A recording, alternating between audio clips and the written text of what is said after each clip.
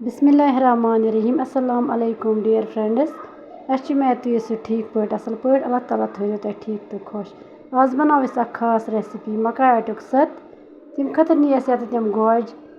साफ कर बनाओ पेस्ट कड़ नबर नेम मज रलो मकाई आटिस सत करो मिक्स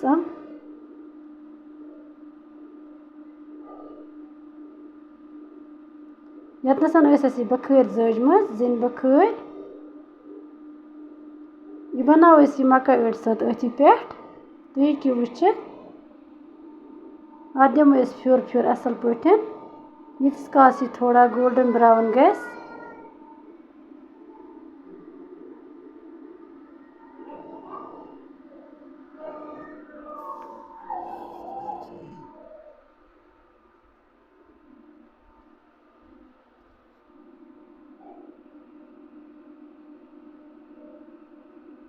तुम हेकि वुचित अत लोग कलर इन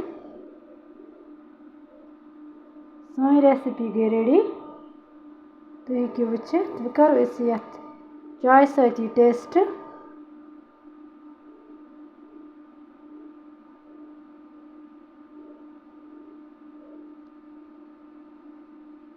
अगर तुम सानी रेसिपी आसो पसंद आम चैनल कर सब्सक्राइब वीडियो कर लाइक शेयर बे दीजो पन फीडबैक